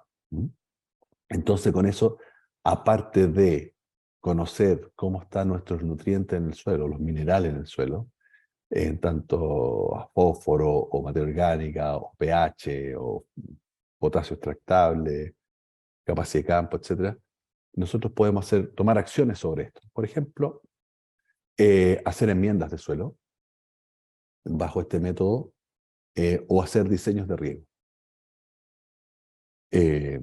Y eso es para eso es lo que nosotros lo usamos. Hemos ido variando la toma de una muestra de suelo por tomar cuarteles completos y tomar 20 muestras. Aquí creo que hay 20 y tantas muestras en 17 hectáreas. Bueno, ese en términos de muestreo de suelo y otras cosas. Pero alguien pregunta ahí, ¿cómo hacemos la estimación de cosecha? Entonces, la estimación de cosecha está dada por varias constantes y algunas variables. Vamos a asumir que los árboles por hectárea es una constante, porque a veces se mueren, o hay unos grandes y unos chicos, pero digamos que es una constante. Después tenemos número de frutos por árbol, que después van a ver ustedes que es la más importante de todas. Y después tenemos el peso del fruto. Y después se aplica esa constante para llevarlo a kilos por hectárea. Y luego está la exactitud, ¿cierto? Que el estimado menos observado partido por lo observado, ¿cierto? Y ustedes pueden ver nuevamente en estos cuarteles. Estos fueron paltos.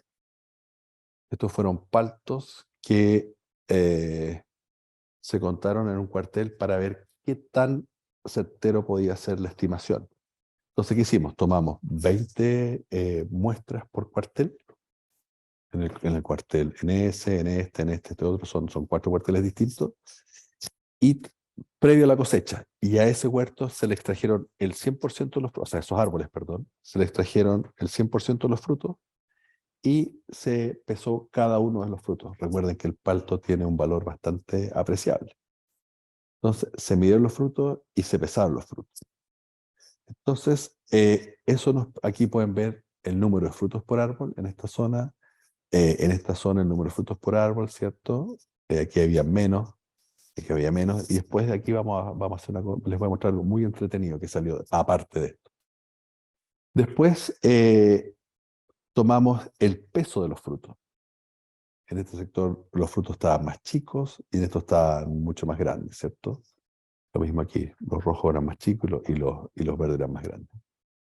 Y finalmente nos dio la producción por árbol, vale decir, kilos por planta multiplicado por el peso o número de frutos por planta, por el peso del fruto, nos da los kilos por árbol, ¿cierto? Y eso nos da la producción por hectárea. Entonces, en base a eso, nosotros hicimos estas curvitas. Fíjense, esto, por favor, tómenle mucho sentido. Presten mucha atención. La producción de fruta está dado por el número de frutos por árbol. Y no así por el peso del fruto. Entonces usted va a decir, claro, pero si tengo mandarinas que hay no sé cuántos cientos de frutos por árbol y me sube 1 gramo y tengo millones de frutos por hectárea, 1 gramo incide notablemente. Efectivamente que incide notablemente. Pero lo que realmente da eso es el número de frutos por árbol. Y ustedes pueden ver aquí la regresión.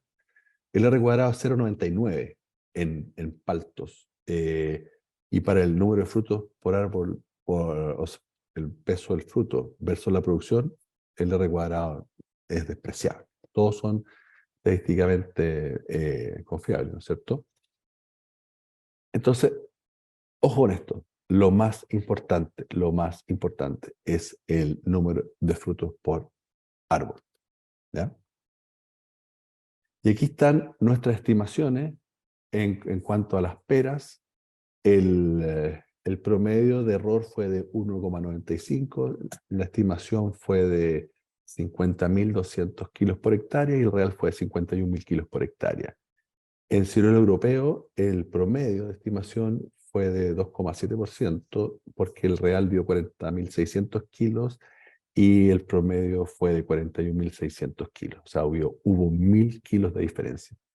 Y en el palto hubo un promedio de 7% de diferencia, porque el real fue 26.000 kilos y nosotros estimamos 28.000 kilos.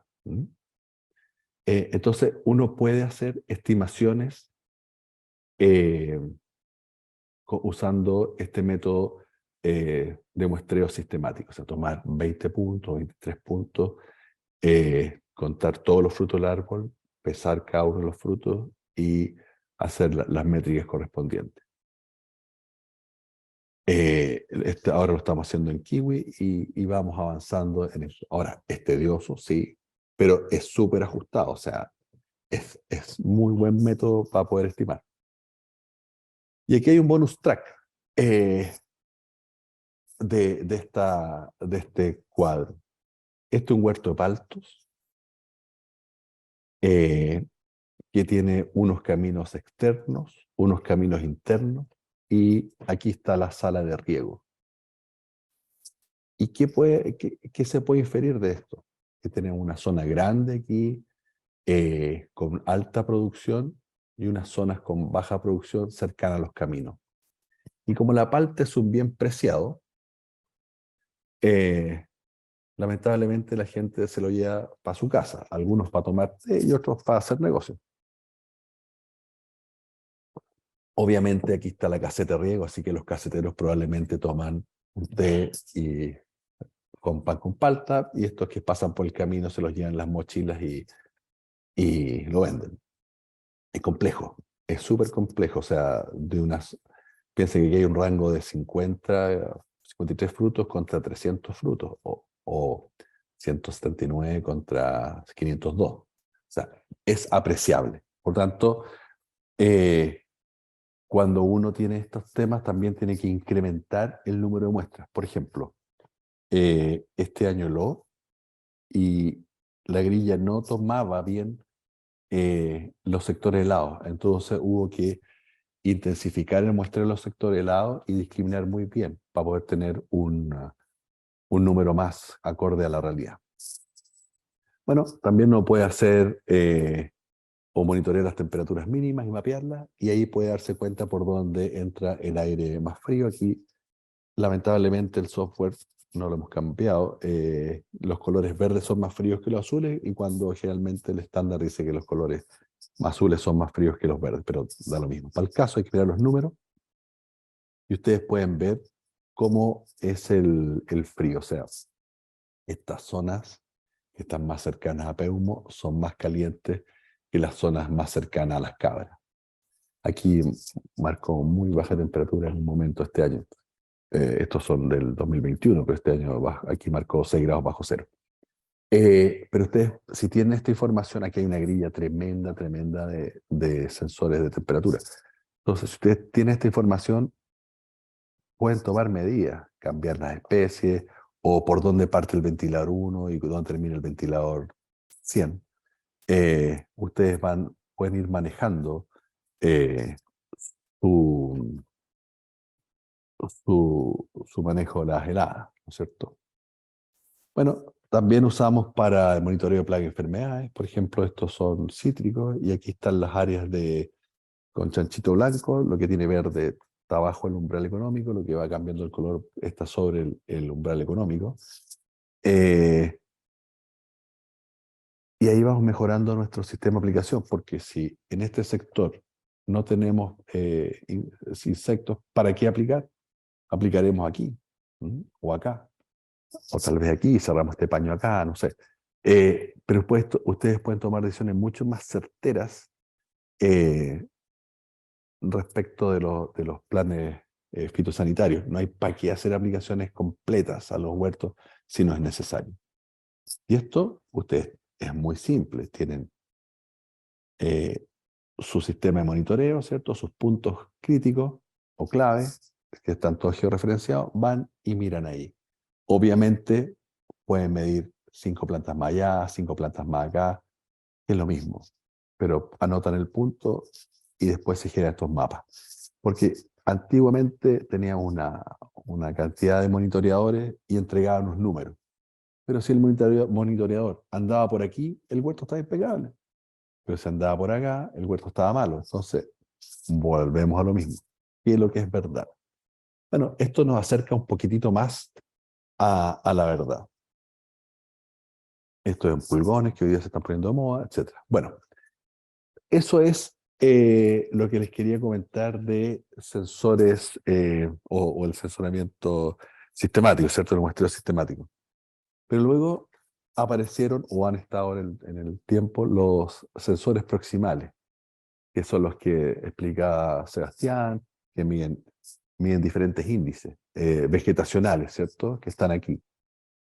Hay unos que tienen luz propia y otros que no tienen luz propia. Estos sensores que están aquí, el OptaRX o el Circle, no me acuerdo cómo se llama, tienen luz propia, entonces son independientes de la radiación solar. El resto, los que tienen los drones, no tienen luz propia, son pasivos, pero tienen corrección radiométrica. Por lo tanto, ustedes lo pasan a cualquier hora del día y el ángulo de incidencia de la luz solar no afecta la lectura.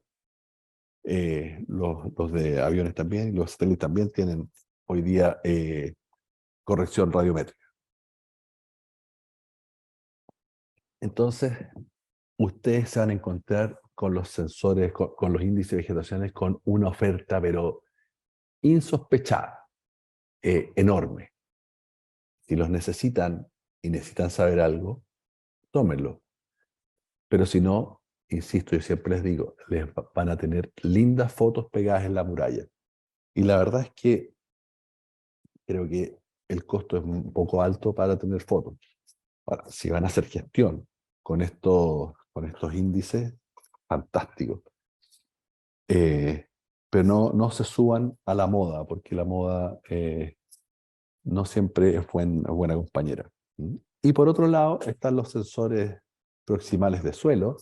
Aquí está el Soil Optics, que es antiguamente nosotros teníamos la rastra electromagnética que me mide, todavía se sigue usando conductividad eléctrica, y en base a eso se discriminaban las zonas diferentes de conductividad y ahí se tomaban muestras y se calibraba el equipo. En el caso del Soil Optics, este mide rayos gamma que emite el suelo en forma pasiva y mide uranio, torio, cesio y potasio, que los suelos siempre están emitiendo.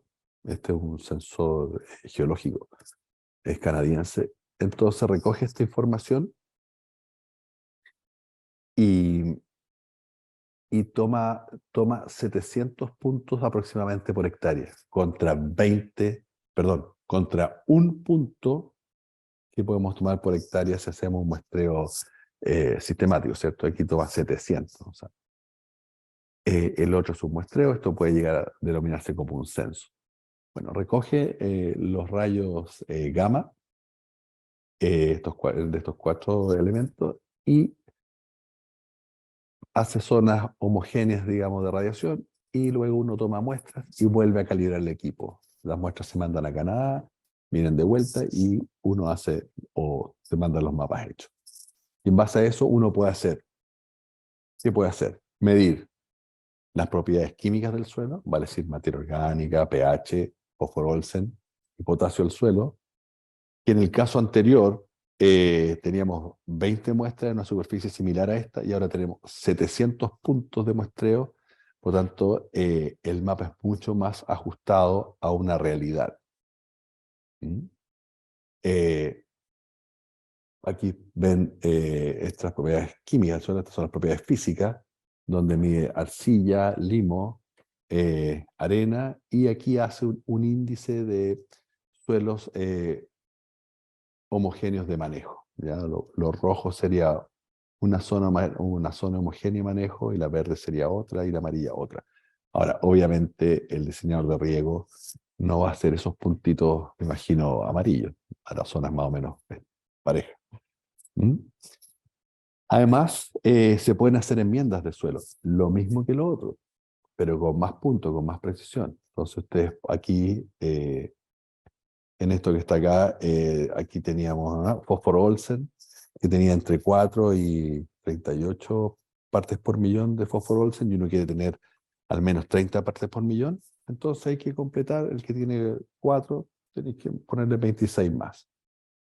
Si los recursos lo dan, si no, se puede construir en tiempo en base a 3, 5 años. Entonces aquí está, dice que uno tiene que aplicar entre 2,9 a 9 partes por millón en las zonas que uno quiere. Las zonas rojas son las de menos cantidad de enmienda, y las zonas verdes son de mayor cantidad de enmienda. Perdón, este es fósforo. Aquí están las dosis. Y ahí están en kilos por hectárea, desde 500 a 600 kilos por hectárea. ¿Ya?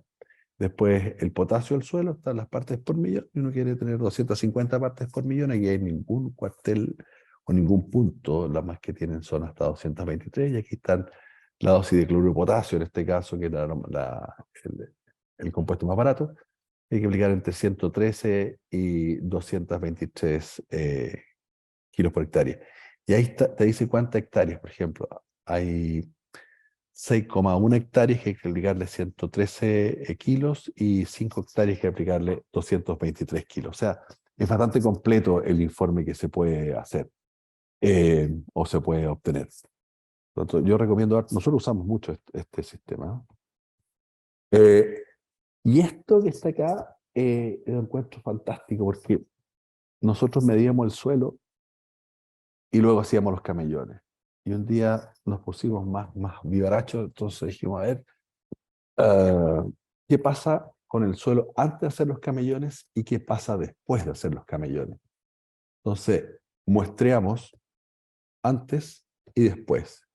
Y el pH, si ustedes se dan cuenta, es bastante poco variable. ¿Mm? Tiene un porcentaje de cambio de un 7,5%. ¿Ya? Están las fórmulas de cambio, etc. Ahí las pueden copiar. Pero la materia orgánica del suelo, miren el tremendo problema que causa hacer camellones con la materia orgánica. No estoy diciendo que los camellones sean malos, al contrario, ya van a ver que son súper buenos, pero produce ciertos problemas. Por ejemplo, la materia orgánica del suelo, teníamos en las zonas verdes 6% de materia orgánica y las más bajas 3%. Cuando uno mezcla el suelo, lo revuelve, va de 0,28% a 1% de materia orgánica. Y uno quiere tener al menos 2,5. El porcentaje de cambio fue un 89,6. Es un porcentaje de cambio absoluto. Por eso el RMC está elevado al cuadrado. En términos de potasio, esto lo habíamos enmendado, así que quedó bastante normal. Tiene un porcentaje de cambio de 34%. Y aquí viene la parte beneficiosa. El cobre. Acuérdense que el cobre TPA. Acuérdense que el cobre se aplica en los suelos del siglo, desde 1850. Tal vez en Chile no, pero en Francia y Estados Unidos sí. Y en Chile se usa para controlar pudrición parda, para controlar PSA en kiwi o controlar otras bacterioses en cerezo, que es pseudomonas también en cerezo, santomonas en nogales, etc.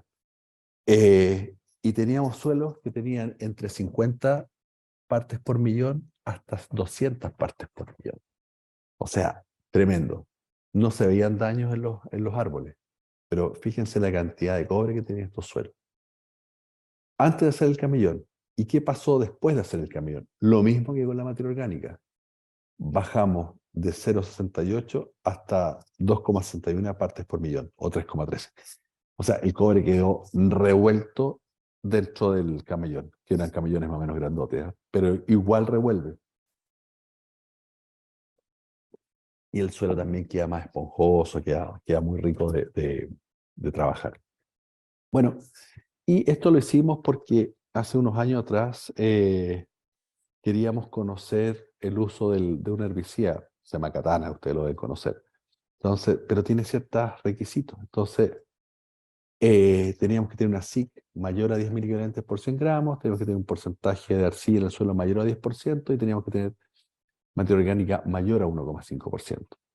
Hicimos este muestreo proximal con esta maquinita, o con este sensor más bien dicho, y nos dimos cuenta que teníamos más de mucho más de 10 miligramos, teníamos de 19 a 25 en términos de SIC. Porcentaje de arcilla teníamos entre 15 y 25 y la materia orgánica del suelo iba entre 3,5 y 4. O sea, nosotros podíamos aplicar este herbicida sin ningún problema. Pero sabemos que el suelo tiene estas características y sabemos que lo podemos usar tranquilamente. No tirándolo a los árboles, obviamente, pero tienen herramientas para poder usar insumos que requieren un poquito más de cuidado. Finalmente, en términos de sensoramiento de follaje, les quise poner esta lámina, que es la evolución de una uva Thompson, que ya no tenemos, después de aplicar sustancias húmicas. Porque uno dice, oye, aplica sustancias húmicas, las que sean, o materia orgánica, o a este tratamiento que te va a mejorar esto. Entonces uno, ¿en qué queda? Parece que está mejor. A mi ojo parece que está mejor. La uva se ve más bonita. Pero las medidas objetivas quedan de lado. Sin embargo, existen medidas objetivas. Estos índices vegetacionales. Entonces medimos NDVI en 2015, en enero, y empezamos a aplicar enmiendas orgánicas durante todo el verano del 2015, parte del invierno y la primavera. Y medimos en diciembre del 2015. Fíjense la evolución. O sea, este sector rojo que está aquí pasó a verde. O sea, de 0,27 llegó a 0,78. Las escalas son distintas, pero el número es el que uno quiere ver. O sea, 0,27 a 0,78, uno. Muy bien. Entonces, todo se puede medir, mídanlo, porque eso sí funciona. Y finalmente, lo que ustedes quieren, que es el negocio, que es la producción, esto varió de, no sé, 15.000 cajas, porque hubo una helada por ahí, a 30.000.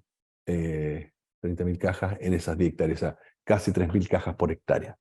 Entonces, ustedes hacen trabajo de lo que sea, enmiendas de suelo, manejo manejo de follaje, y ustedes después lo pueden medir. Incluso si ustedes tienen UMS o Kiwi, y quieren saber qué tan bien les quedó el trabajo, y pasa por abajo uno de los expertos y dice, sí, quedó bien.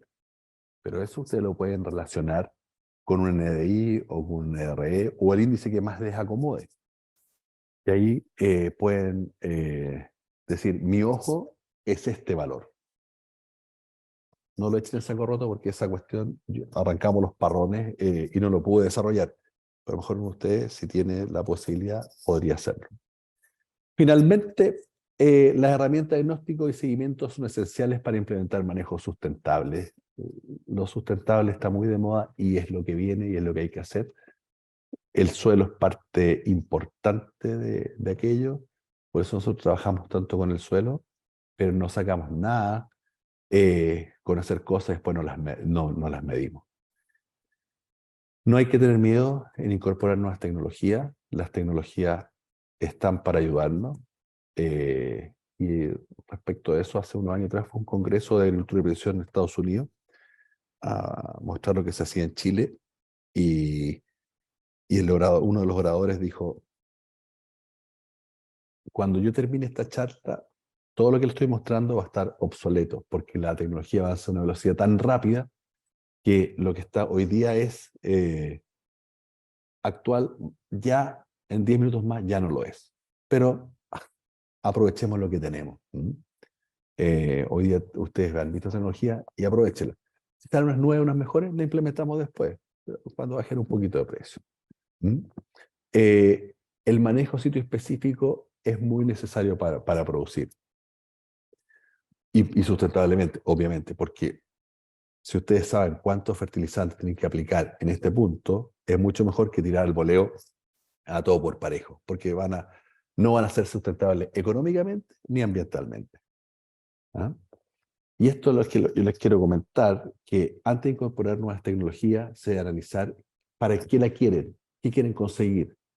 ¿Ah? Y no porque el vecino o el amigo o el primo vio algo por ahí en internet o le contaron, usted lo tiene que copiar. No. Es importante usar las tecnologías que ustedes necesitan. Ahora, uno no siempre sabe lo que necesita, pero se noticia, toma información por aquí, por allá, y elige lo que necesita. No se llenen de mapas de NDVI, si no los van a mirar. Si los van a mirar, si los van a estudiar, si van a hacer gestión, háganlo. Si no, no. Y finalmente, capacitar a los trabajadores. Todas las temporadas es fundamental para ir incorporando tecnología en el campo. Hoy día le preguntaba a las chiquillas de riego que trabajan con nosotros, todos los caseteros usan los programadores de riego en las casetas. Nosotros tenemos 38 casetas. La verdad es que no. Hay unos que no. ¿Por qué? Porque no han aprendido, no quieren aprender. Bueno, vuelvan a capacitarlo. Entonces, insisto, si van a tener tecnología, es para usarla. Y la gente que la usa, ustedes llegan al resultado final. Pero los trabajadores, los operadores, tienen que estar capacitándose porque esto se olvida. Y aparecen cosas nuevas y hay que aprenderlas. Así que eso es lo que yo les quería contar. Así que, Sebastián, muchas gracias por tu invitación. Muchas gracias, Hugo. Pasa ahí. ¿Cómo estás? Ujú. Voy a cambiarme de nombre porque aparezco como Reta Agrícola, pero para que me pueda ubicar, Hugo. Hugo, tenemos unas consultas aquí en el chat ¿Mm? que nos han ido dejando a lo largo de la presentación. Ajá. Si quieres, te las leo. Bueno, Primero, igual si alguien quiere participar, puede levantar la mano, les accedemos el micrófono y la cámara. Nos pregunta Rodrigo Fontecilla, Hugo, ¿puedes comentar cómo se gestiona esto? ¿Existe algún departamento específico o personas que trabajan durante todo el año en esto o de qué áreas suelen ser? a ver, esto depende de su servidor. eh, y hay algunos administradores que son más proclives a esto y ¿sabes quién me ayuda mucho? A ver, la tecnología tú vas y la compras. ¿Ah? O sea, si yo quiero muestrear un suelo de manera proximal, digamos, con sensores, voy y le compro a NeoAG el servicio, que hoy día también lo tiene Sumitagro. Entonces es fácil conseguir. O sea, lo gestionas tú como un insumo más de producción. El tema es que cuando llega la información tenés que manejarla. Los muestreos sistemáticos, tenemos todo el campo georreferenciado, se hizo una pega potente de tiempo atrás, pero es rápida. Y la persona, el agrónomo que está encargado del monitoreo de plagas y enfermedades, en conjunto con los administradores, me ayuda a generar ciertas cosas. Y los trabajos por ejemplo, de enmienda, son recomendaciones que nosotros mismos nos hacemos y después se miden en base a NDVI o algún índice vegetacional o con algún instrumento. ¿Mm? O sea, es autogestionado. No sé si responde un poco. Sí, todavía no nos han respondido. Tenemos otra pregunta ¿Mm? de Edgardo Fuentealba, nos pregunta, ¿cuánto es el costo aproximado anual de estos indicadores y cómo han ido recuperando esos gastos? ¿Con medidas que llevan a un aumento en la producción o mejor calidad o mejor calibre? ¿Cómo les ha funcionado a ustedes? A ver, el costo de el muestreo de suelo es, yo no te puedo decir el que tenemos nosotros porque hacemos mucho y tenemos un precio especial, pero yo pienso que andar cerca de los 100.000 pesos aproximadamente o $120 por ahí, por hectárea, el muestreo de suelo. ¿Mm? Si tú vas a hacer un proyecto que te va a costar $25.000 la partida o $20.000 la partida, $100 por hectárea no es muy relevante, pienso yo. Es plata, siempre es plata, pero te va a ayudar mucho en tu gestión final. Eh, en términos de indicadores de vegetación, los precios son súper variables, desde $5 por hectárea hasta 15, etcétera. Ahora, ¿cuánto nos cuesta a nosotros en términos de suelo? Es lo que nosotros queremos medir, 100 hectáreas al año más o menos. Vamos a medir, o 200 vamos midiendo. El equipo de monitoreo, que es un agrónomo con cuatro ayudantes de monitoreo, ¿Mm? Cuatro ayudantes de monitoreo, eh, y eso tiene un costo de los técnicos y del agrónomo, que además monitorean plagas y enfermedades, y Cristian hace los mapas, ¿ya? Y además está a cargo del laboratorio de enemigos naturales. Entonces, el costo es eso. ¿Cómo recuperamos? Con mayor producción o mantener la producción. Porque cuando tú ves que el huerto se va a empezar a decaer, ¡pum!, actuamos rápidamente. Pero todo esto es para producir más y mejor. No es para tener mapas bonitos. Ahí se paga.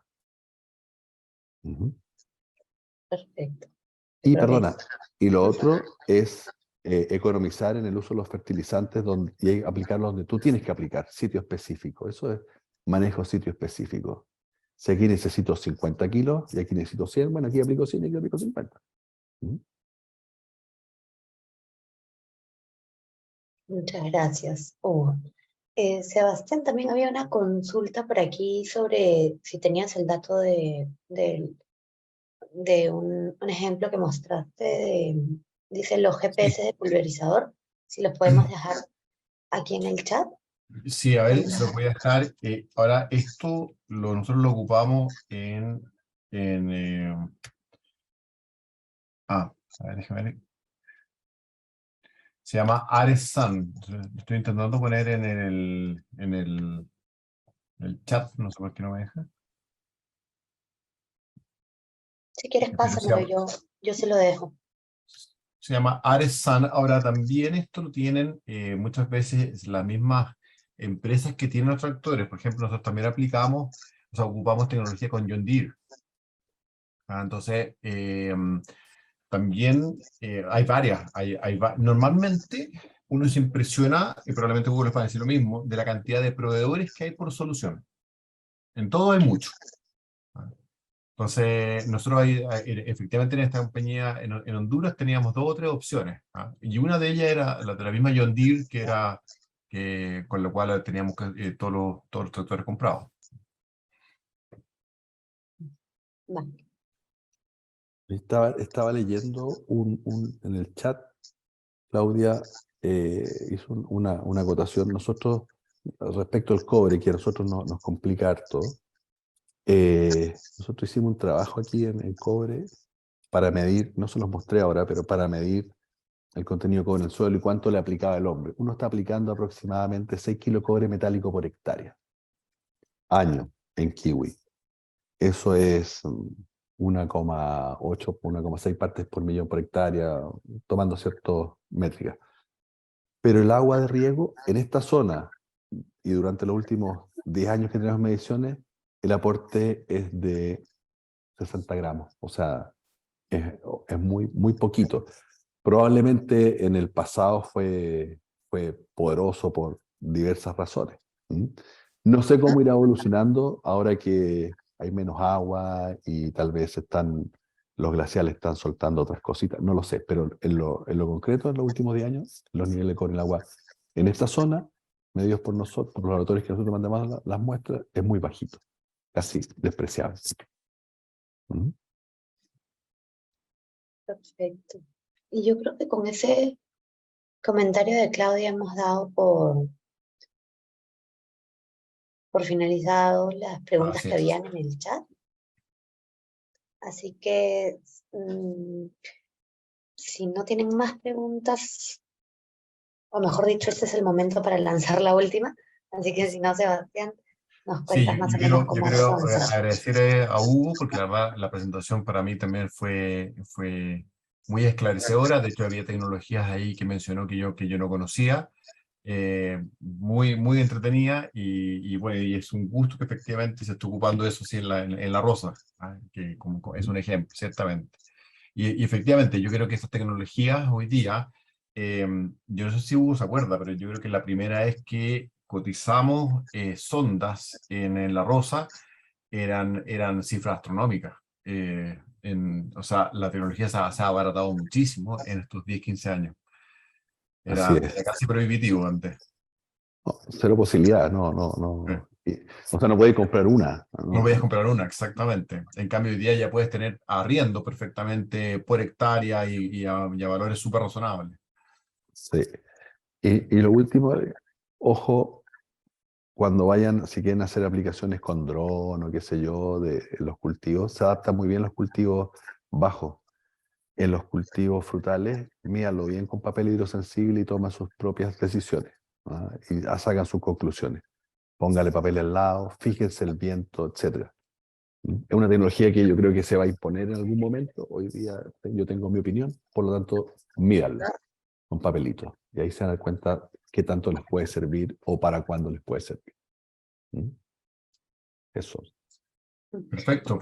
Bueno, un gusto, muchas gracias a todos. Muchas gracias, Hugo, nuevamente por esta charla. Fue muy buena. Así que bueno, y nos veremos ya el día lunes. ¿Ah? Que tengan un muy buen fin de semana todos. Muchas gracias.